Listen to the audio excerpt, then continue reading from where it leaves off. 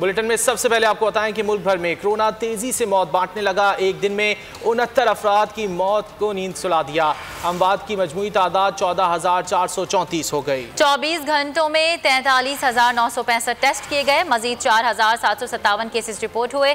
Corona के मस्बत cases की शरह 10.8% रही। मुहलिक वबा से मुतासर अफराद की कुल तादाद 6,67,957 हो गई है। आपको ताज़ा तरीन अपडेट दे रहे हैं। कोरोना के हवाले से मुल्क भर में कोरोना तेजी से मौत बांटने लगा। एक दिन में 78 अफराद को मौत की नींद सुला दिया। अमवात की मजमूई तादाद 14,434 हो गई। 24 घंटों में 43,965 टेस्ट किए गए। मजीद 4,757 केसेस रिपोर्ट हुए। कोरोना के मस्बत केसेस की शरह 10.8% रही। मुहलिक वबा से मुतासरा अफराद की कुल तादाद 6,67,957 हो गई है।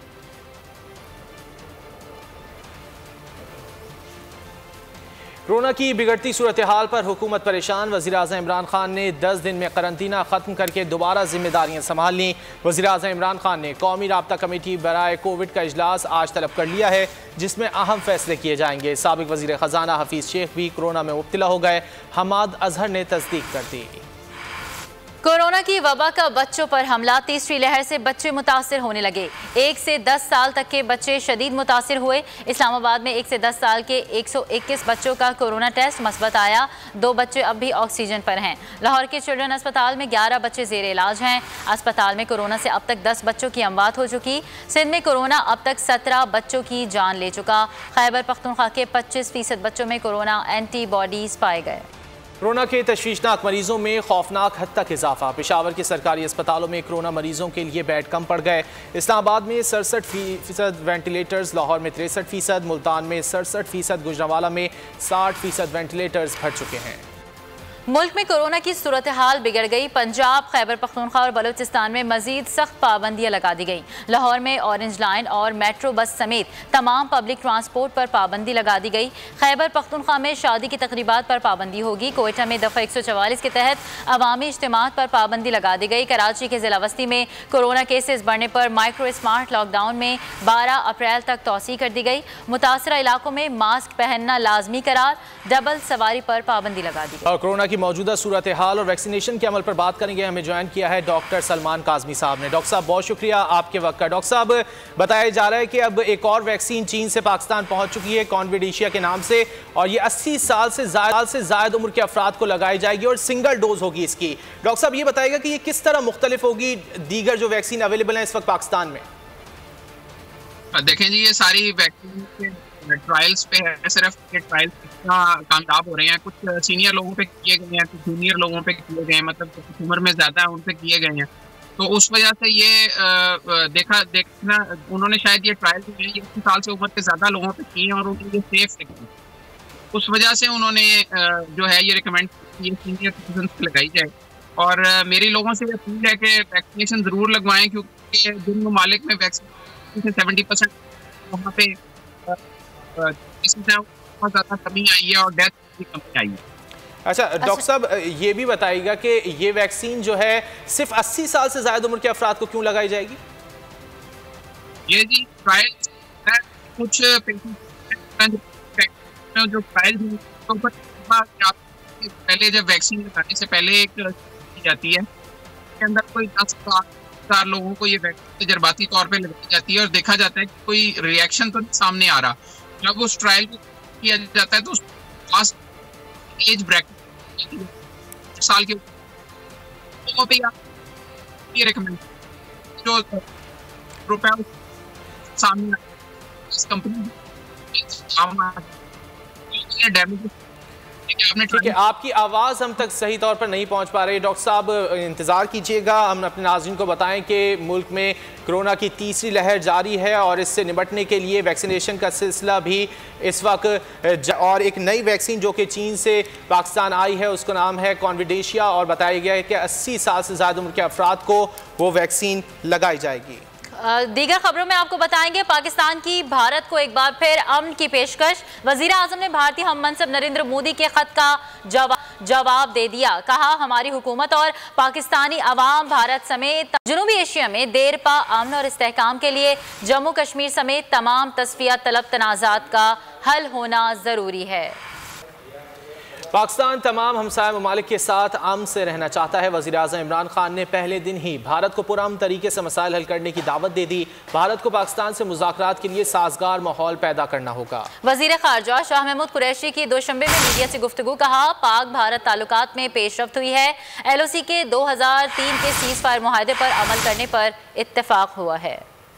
और मौजूदा बैनुल-अक़वामी सूरत हाल पर बात करने के लिए हमारे साथ मौजूद हैं सीनियर तजियाकार और सहाफ़ी नदीम रज़ा साहब। नदीम साहब, बहुत शुक्रिया आपके वक्त का। नदीम साहब, हमने देखा कि नरेंद्र मोदी साहब की जानिब से यौम पाकिस्तान के मौके पर वज़ीर-ए-आज़म इमरान खान को ख़त लिखा गया और मुबारकबाद दी गई। फिर वज़ीर-ए-आज़म ने जवाब दिया ख़त का।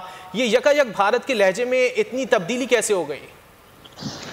देखें, इसका खैर मकदम करना चाहिए कि हालात अगर बेहतर होंगे तो पाकिस्तान और भारत के अवाम में खुशहाली आएगी। और ये तब्दीली जो आई है वक्त की ज़रूरत है, क्योंकि चीन के साथ पाकिस्तान के ताल्लुकात और ये फिर ईरान के साथ जिस तरह का अभी 25 साला उन्होंने मुआहदा किया $600 बिलियन का, तो इसमें और वन बेल्ट वन रोड का जो प्रोजेक्ट है उसमें भारत नहीं है। भारत को यही परेशानी लाक है, पाकिस्तान के बगैर जो ज़मीनी रास्ता है जिससे वो सेंट्रल एशिया को भी जाना है, वन बेल्ट वन रोड के थ्रू पाकिस्तान, अफगानिस्तान, एशिया यहाँ से निकलेगा तो आगे जाएगा, उसके पास कोई चारा नहीं है। अच्छा, फिर दूसरी चीज़ एक तो ये भी है कि हालात जिस नहज पे पहुँच चुके हैं और फिर पाकिस्तान की जो अहमियत दुनिया भर में सामने आ रही है, बिलखुसूस पाकिस्तान में जो फ़ौजी मशक़ें चल रही हैं, जो अभी पहले भी हुई, अभी फ़ज़ाइया की, और फिर अब जून में दोबारा उसमें ये भारत की फ़ौज भी आएगी जिसमें 8 ममालिक के फ़ौजें यहाँ पे तरबियत करेंगी, ड्रिल्स करेंगी KPK में।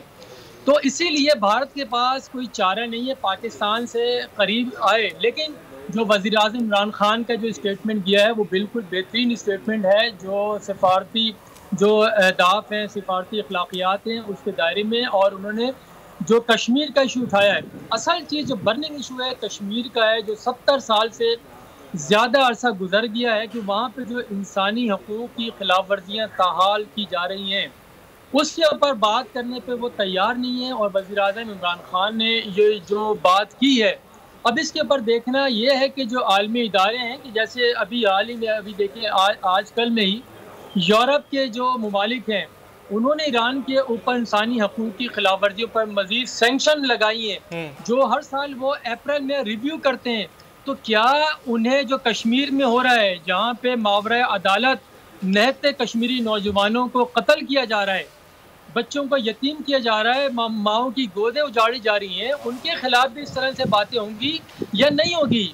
तो इसमें पाकिस्तान यकतरफा तौर पे जिस तरह से ताल्लुकात को आगे बढ़ा सकता है वो कर रहा है, लेकिन ये आलमी इदारों को भी सोचना होगा। ये जो भारत की तरफ से जिस तरह के अभी स्टेटमेंट आ रहे हैं, ये बिल्कुल खुशाइंद है। हम भी चाहते हैं कि भारत और पाकिस्तान के ताल्लुकात बेहतर हों, लेकिन उसके लिए ये भी बहुत ज़रूरी है कि जो कश्मीर के अंदर जिस तरह से इंसानी हकूक़ पामाल किए जा रहे हैं, और भारत में जहाँ पे जो ये शहरियत का मुतनाज़ा कानून था उसके ज़रिए आपने मुसलमानों के शहरियत से महरूम करने का जो मंसूबा बनाया है उसके ऊपर भी बात करनी होगी, क्योंकि ऐसे ही ताल्लुकात बहाल नहीं होंगे। गो कि आपने 2003 का जो मुआहदा था वो खिलाफ वर्जियाँ बंद कर दी, ये अच्छी बात है कि बारहा आप शहरी जो आबादी है वहाँ पे गोलाबारी। तो नदीम साहब, मुस्तकबिल करीब में आपको भारत की जानिब से कुछ मजीद इकदाम होते नजर आ रहे हैं कि मकबूजा कश्मीर के हवाले से जो है वो सूरत हाल बेहतर होती नजर आ रही है, या फिर भारत की जो दाखिली सूरत हाल है मुसलमानों के साथ जो रवैया अपनाया जा रहा है वहाँ पर?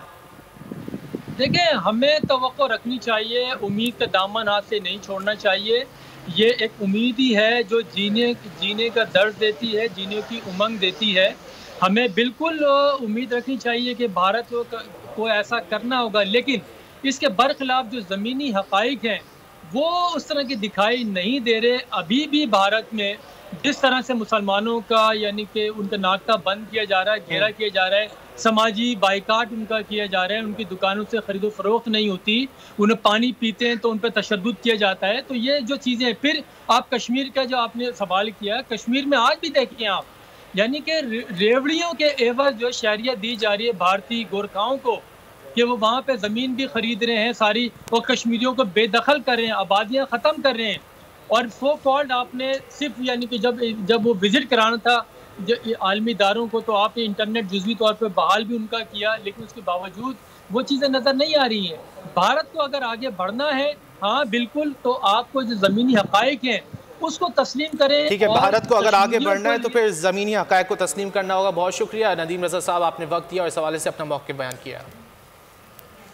और ज़रा नम हो ये मट्टी तो बड़ी ज़रखेज़ है साकी, मिलवाते हैं आज आपको ऐसी ही एक बाहिम्मत, बासलाहियत और बाफ़ख्र कौम की बेटी से, जिसने ना मुश्किलात का डटकर मुकाबला किया बल्कि मुश्किल में लोगों की मदद भी की। बात हो रही है पाकिस्तान की पहली खातून फायर फाइटर शाजिया परवीन की। और पाकिस्तान की अजीम और बहादुर खातून शाजिया परवीन इस वक्त हमारे साथ मौजूद हैं गुफ्तगू करने के लिए। बहुत शुक्रिया शाजिया। सबसे पहले बोल न्यूज़ तो आपको खिराज तहसीन पेश करता है आपके इस बहादुरी वाले काम पर, क्योंकि आमतौर पर ख़वातीन ये काम करती नहीं, इस तरफ राग़िब नहीं होती। आप बताइए कि सबसे पहले कि ये ख्याल कैसे आया और क्या चैलेंजेस दरपेश हुए? मेरा स्पोर्ट में बहुत ज़्यादा इंटरेस्ट रहा है और मैं स्पोर्ट में जो है जोनल लेवल पे खेलती भी रही हूँ। और मेरा शुरू से ही एक चैलेंज कबूल करने का था कि मैं कोई ऐसा चैलेंज कबूल करूँ, ऐसा काम करूँ जहाँ पे चैलेंज भी हो, आवाम की खिदमत भी हो और सेटिस्फेक्शन भी हो। तो देन मैंने रिसर्च किया और देखा और मुझे पता चला कि रेस्क्यू जो फायर जो डिपार्टमेंट है वहाँ जो है मुझे ज्वाइन करना चाहिए, तो मैंने देन फायर सर्विस को ज्वाइन किया। शाजिया, हमारा माशरा उस तरह का माशरा नहीं है कि जिस तरह दीगर माशरे हैं कि वो ख़वातीन को सपोर्ट करें इस तरह की फील्ड्स में। अगर ख़वातीन आती हैं तो आपको किसी किस्म की तनकीद का सामना तो नहीं करना पड़ा? नहीं, मुझे तनकीद का सामना नहीं करना पड़ा। और मैं यहाँ पे ये बताना चाहूँगी, फायर का शोबे से मेरा ताल्लुक़ है। अल्लाह ताला का शुक्र अदा करती हूँ कि अल्लाह ताला ने मुझे एक नेक मकसद के लिए चुना हुआ है। फायर का शोबा जो है पूरी दुनिया में जो है पूरी दुनिया में जो इसको कदर मंज़िलत हासिल है। और अल्लाह ताला का शुक्र है कि अल्लाह ताला ने मुझे इस मकसद के लिए चुना है। और लोग इसकी, क्योंकि इसमें रिस्क इन्वॉल्व होता है और हम जो है यहाँ पे हम लोगों की खिदमत करते हैं और लोग इस बात पे खुश होते हैं। बिल्कुल। अच्छा शाजिया, बताइएगा फ़र्स्ट रिस्पॉन्स कैसे करती हैं? ट्रेनिंग में किस किस्म की ट्रेनिंग्स दी जाती हैं? यहाँ पे मैं ये बताना चाहूँगी कि ये एक ऐसी दरसगाह है जहाँ पे लोगों की जान बचाने की ट्रेनिंग दी जाती है। और यहाँ पे मुख्तलिफ़ किस्म की ट्रेनिंग्स होती हैं। मिसाल के तौर पे मेडिकल की ट्रेनिंग होती है, फायर से रिलेटेड ट्रेनिंग होती है, सेफ्टी से रिलेटेड ट्रेनिंग होती है, रेस्क्यू फ्रॉम हाइट की ट्रेनिंग दी जाती है, इसके अलावा स्विमिंग की ट्रेनिंग दी जाती है। तो इन तमाम जो है चीज़ों से गुजर के एक अच्छा रेस्क्यू जो है पास आउट होता है और तमाम किस्म की ट्रेनिंग और तमाम किस्म की इमरजेंसीज को डील करने के डील कर सकता है। शाजिया, अपने ट्रेनिंग की बात करी, क्या फिटनेस टेस्ट भी किए जाते हैं फायर फाइटर्स के? जी बिल्कुल। जो है जब एक हमारे पास जो फ्रेश जो है कोई भी फ़ीमेल या मेल आती है तो उसमें जो है उनको ट्रेनिंग दी जाती है हर तरह से। और जो है फ़िज़िकल फ़िटनेस की भी ट्रेनिंग दी जाती है और तमाम ये जो मैंने अभी बताया है इन तमाम की भी ट्रेनिंग दी जाती है। शाजिया, कभी कोई मुश्किल पेश आई है किसी ख़ास रेस्क्यू ऑपरेशन के दरमियान? मुश्किलात तो पेश आती हैं, लेकिन इंसान वही अच्छा होता है, एक अच्छा रेस्क्यूर वही होता है जो कि मुश्किलात से लड़के और जो है वहाँ पे जो है अपना काम सर अंजाम दे। शाजिया, आप इंस्पिरेशन हैं ख़वातीन के लिए पाकिस्तान की, तो बताइएगा क्या मैसेज देंगे आप यंग ख़वातीन को, लड़कियों को जो इस शोबे को ज्वाइन करना चाहती हैं या कुछ करना चाहती हैं? अगर किसी फ़ीमेल के अंदर कुछ कर गुज़रने का जो है जज्बा है, अगर वो चाहती हैं कि अपनी मुल्क की खिदमत कर सकें और इंसानियत की खिदमत कर सकें, तो वो ज़रूर आए। और कुरान और हदीस में भी है सूरह माइदा में, जिसने एक इंसान की जान बचाई उसने गोया पूरी इंसानियत की जान बचाई। तो जिसके अंदर ये जज्बा है इंसानियत की खिदमत करने का, तो वो ज़रूर आएँ, रेस्क्यू सर्विस को ज्वाइन करें और यहाँ पे इंसानियत की खिदमत वो कर सकती हैं। लोगों की जानें बचाने वाली अजीम खातून हमारे साथ शाजिया परवीन मौजूद थी, हमसे अपने ख्यालात का इजहार किया। बहुत शुक्रिया शाजिया बोल न्यूज़ को अपना वक्त देने के लिए।